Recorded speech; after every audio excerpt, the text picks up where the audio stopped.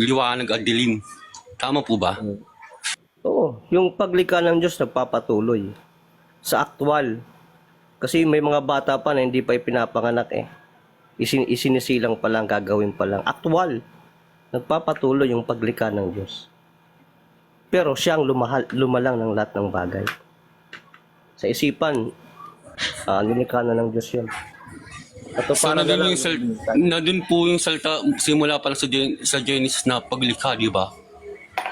Tapos gumamit siya ng salta. Nandun po yun. yung paglikha Tama po naman ba? sa Genesis, yung nilalaman naman doon patungkol sa mundo o ano pang ibig sabihin.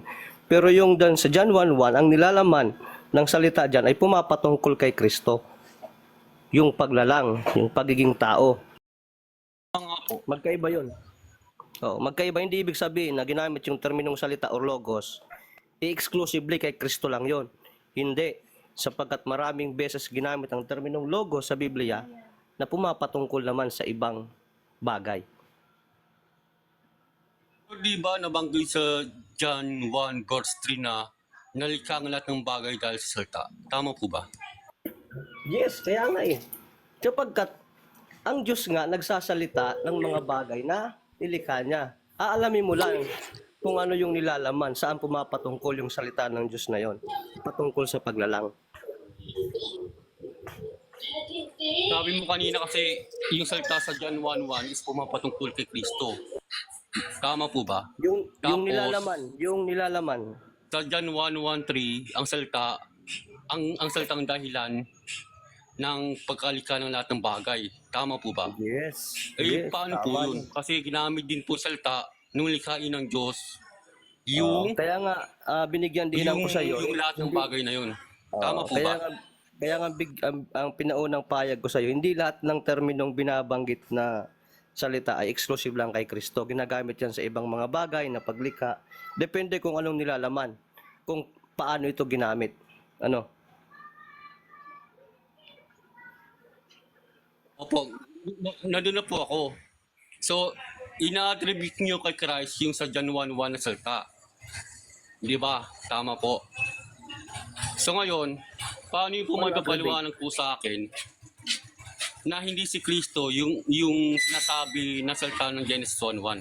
Ay, ng Hindi. Genesis po. Walang Kristong Sa binabanggit doon. Oo. Tama ka, walang Kristong binabanggit doon. Ikaw mismo nagsabi, wala kang binabanggit na Kristo doon sa John 1:1. Alis muna ako ha, makikinig muna ako.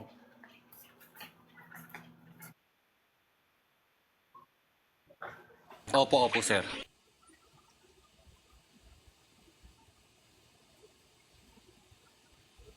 Kaya sa amin, dapat kami po magtanong sa inyo, ano pong religion ninyo?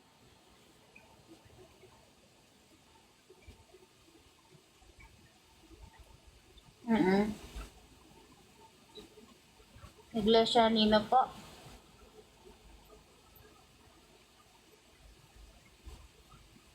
Kaya Dark Horse, nandiyan kayo kuya?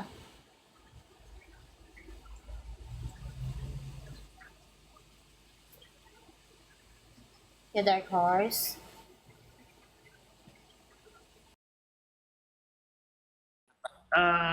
Okay. Humihina yung signal ko eh. Ayun pa. So, yun Go, na lang go, po, go, kuya.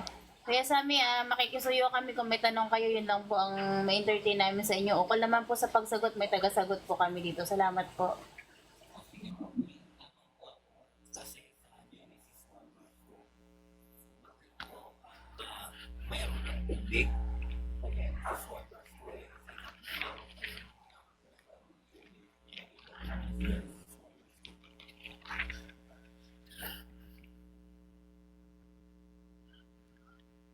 Basahin natin yung Genesis 1 verse 2. At ang lupa ay walang anyo at walang laman, at ang kadiliman ay sumasaibabaw sa karaliman, at ang Espiritu ng Diyos ay sumasaibabaw ng tubig. Ngayon,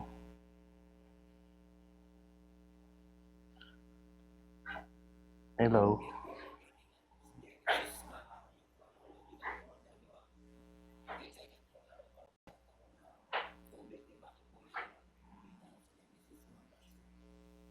Ikatlong araw.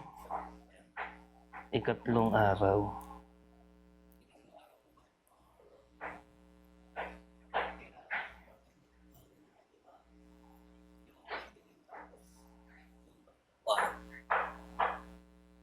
Gusto ko lang ikatlong oil tapos.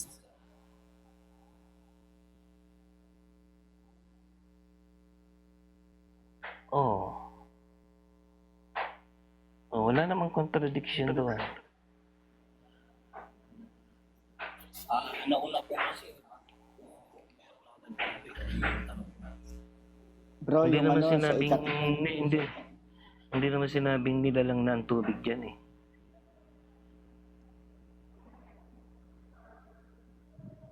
Parang hindi nila lang sabi wala pa.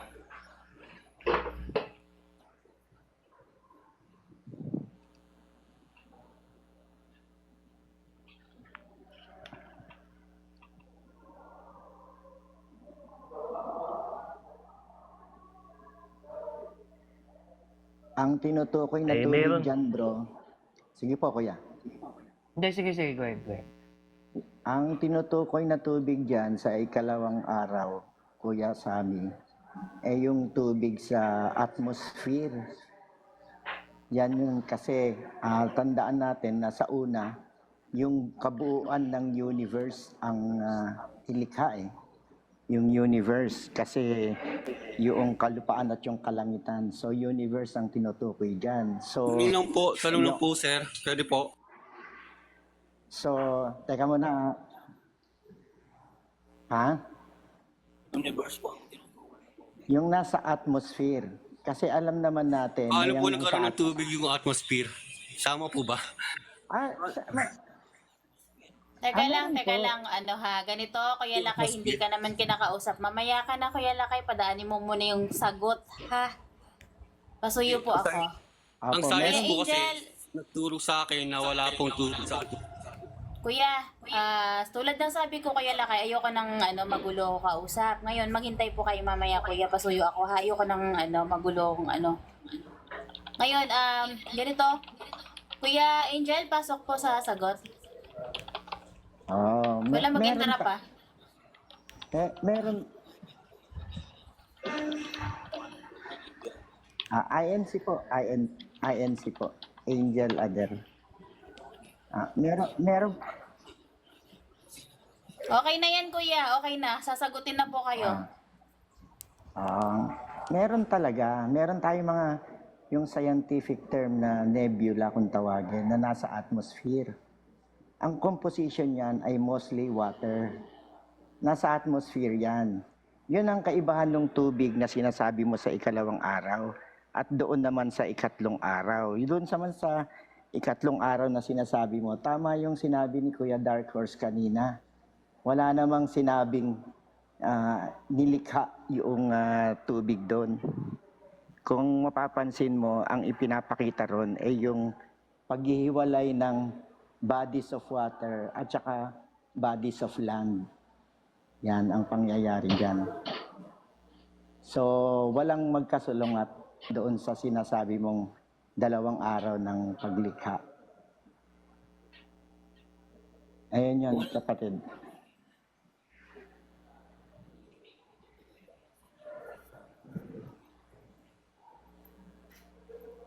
Totoo nga po, pero yung binabanggit na, kasi ang tinatanong mo, kung bakit nagkaroon ng tubig, nilikha ang tubig doon sa ikatlong araw, di ba? Yun ang sinasabi mo eh. Sinabi naman sa ni Kuya Dark Horse kanina, doon sa ikatlong araw, hindi naman doon sinabi na nilikha yung tubig. Wala kang mababasa ron na doon nilikha ang tubig. Pinakikita lang doon sa ikatlong araw, yung pagkakahiwalay ng kalupaan at saka ng bodies of water. Oo.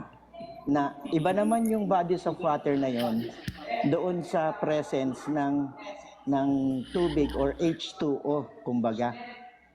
Yung basic form ng water na H2O na nasa atmosphere natin. Maski hanggang ngayon may H2O sa atmosphere natin eh. Kaya hindi mo pwede.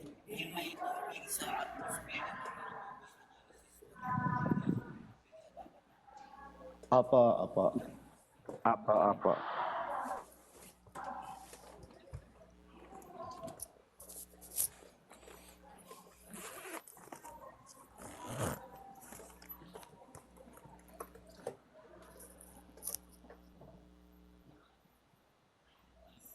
Diba? Bakit? Una yung lupa sa Genesis 1 po. Nauna yung lupa, may lupa na, may tubig na. Diba? So parang matagal malikha? Yun ba ang punto mo? Malikha ang tubig?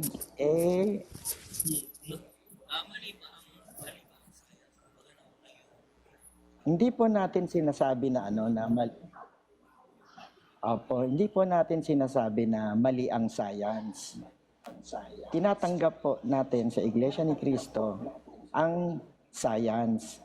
Pero anong uri ng science? Yung science na nakarating na doon sa tinatawag nating absolute truth. Kumbaga napatunayan na ba? Hindi yung mga creation theory na yan na matagal malikha ang lupa, matagal malikha ang tubig, libo-libong taon. Hindi pa po kasi yan nakakarating doon sa tinatawag nating absolute truth. Ngayon, kung ang science nakarating na sa absolute truth, yun. Tanggap na natin yan. At sigurado na tayo na hindi iyan lalabag sa kung ano ang sinasabi ng Biblia kapag ang science ay nakarating na sa absolute truth. Ganon po yun, kapatid.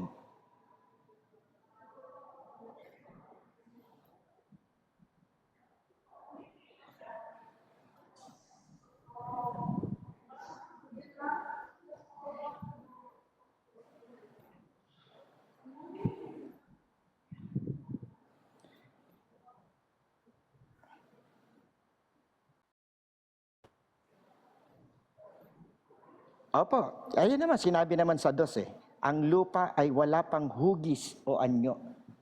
Malinaw naman ang sinasabi ron. Hindi po ba?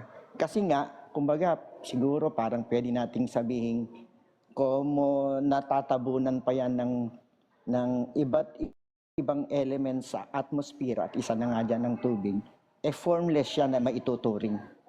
Formless, walang anyo o wala pang hugis. Yun naman po yung malinaw na nasa talata. At ang isa dyan, syempre, wala pa yung total creation ng liwanag at dilim, unti-unti naman po yan.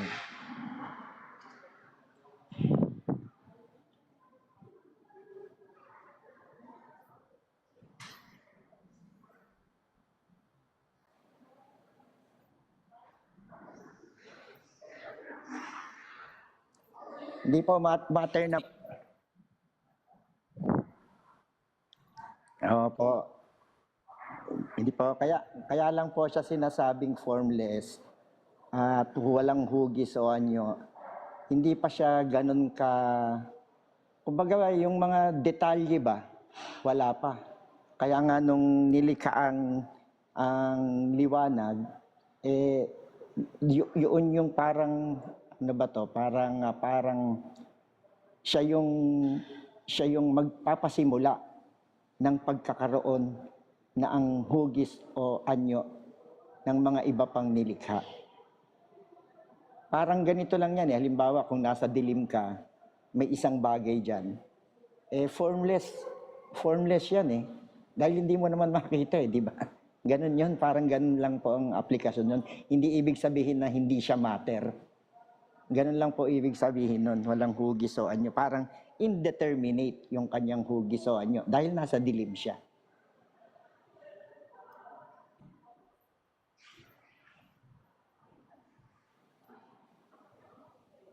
Spear siya, kuya. Oo, sphere po siya. Sinasabi lang na Sinasabing indeterminate. walang anyo, kuya, wala pang literal na lupa na kagaya ng mapa ng lupa ngayon. Yun lang yun. Hindi pa naghihiwalay yung tubig saka yung yung lupa. Kumbaga sa sa tao, kuya, nakikita mo yung picture ko. Ayan, walang anyo, walang ilong, walang mata, walang tenga, wala lahat. Ayan, hugis lang. Kikita mo, pero spear yung ko, yung ulo ko. Tama, 'di ba? Hindi pa nakadugtong yung ko yung leg ko ba? Nakalutang, bro. Nakalutang. Hindi nakadikit.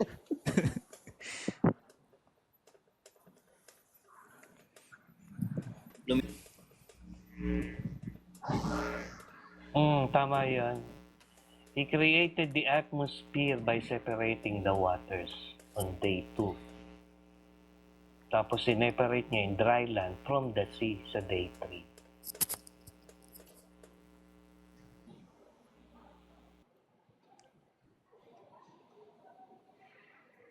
Yes.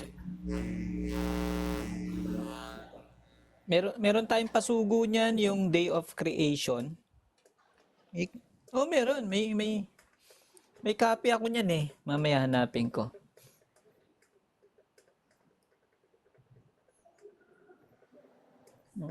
Dapat kasi kuya na nangongolekta ka ng mga pasugo natin.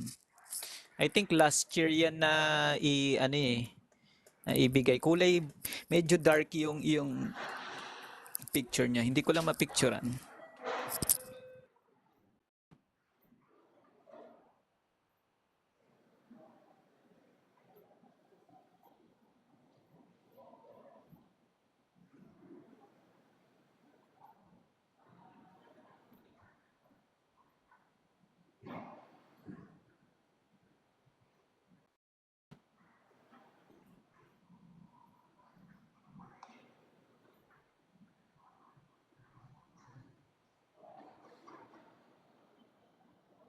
Ayun si ka ba, bro?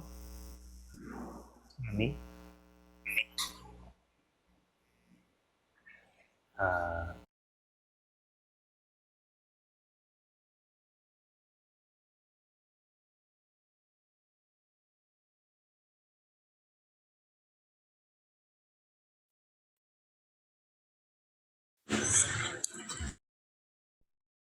Hanggang ngayon hindi ka nakakasamba?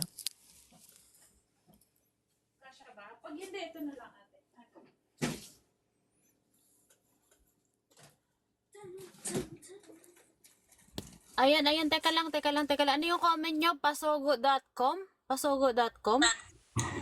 .ph Ate Sen. Ha? .com.ph.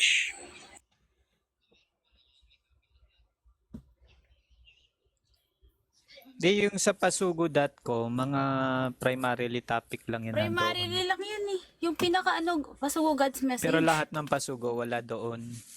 Correct.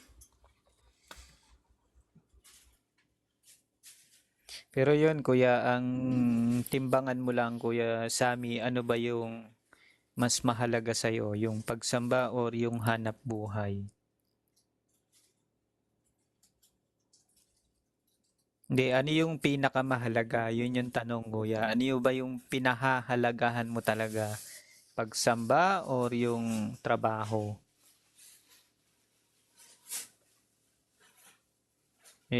Kapag ka ganyan kuya, kulang ka sa pananampalataya. Ang dapat mong pahalagahan, unahin mo sa lahat yung pagsamba mo. Ako kasi Kuya Yuko, dito sa ibang bansa, di ba mawalan ako ng trabaho, basta makakasamba lang ako.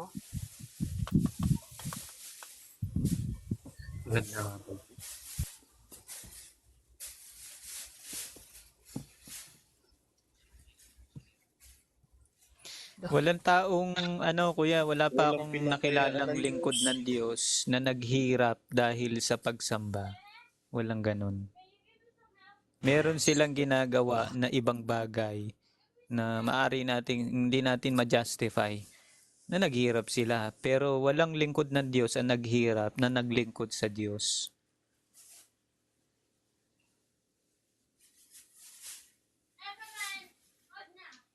It doesn't mean na sabihin nating financially na hindi nakakasabay kuya. It doesn't mean na mahirap na. Kung ang tututukan mo lang financially, ganun na magiging mindset mo. Mindset ng sanlibutan. Diba?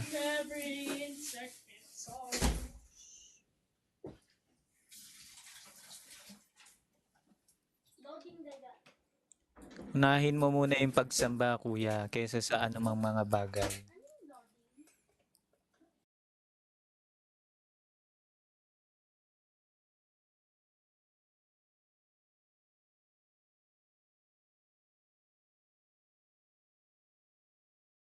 Hindi ko alam kung ano yung record pero kung pagdating sa record, kuya, ano yan, meron tayong secrecy. Kumbaga yung mga personal matters hindi natin inaano publicly. Tanong mo na lang sa kinauukulan diyan, kuya.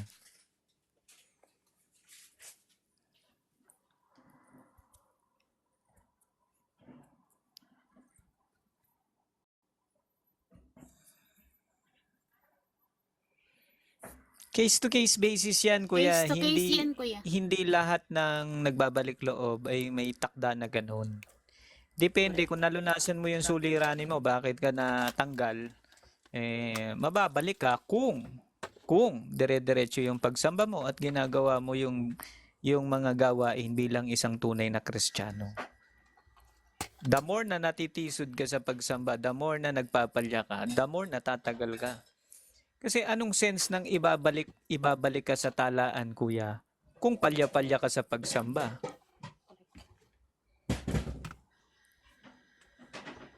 Kasi kung palya-palya ka lang din naman, edi hindi ka nababalik kasi sakit sa ulo lang naman pagka ganun eh. May tama ka raw, Kuya Yuko. Narinig ko. Yun lang.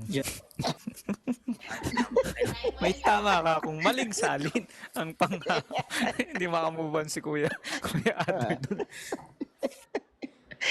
Natutuwa ako tuwing naririnig ko yan.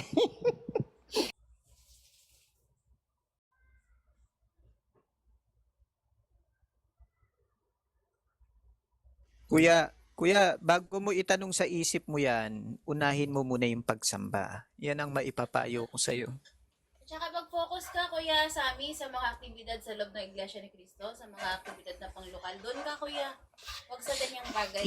Yung kasing mga ganyan na katanungan, kuya, karagdagan na lang na kaalaman yan. Yung unahin mo, kuya, yung pagpasok sa loob ng iglesia. Yan ang muna ang atupagin mo. Walang kabuluhan kahit malaman mo lahat ng tanong sagot sa Biblia kung hindi mo naman sinusunod.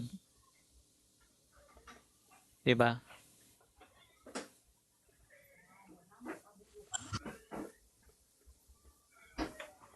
Magkakay ka, kuya. Dumalo ka ng mga pamamahayag. Magkakay ka ng mga kaluluwa. Ganun. Dumalo ka ng mga gawain. Ganun, kuya. Dalo ka rin sa mga pulong. Sige po. Salamat din sa'yo.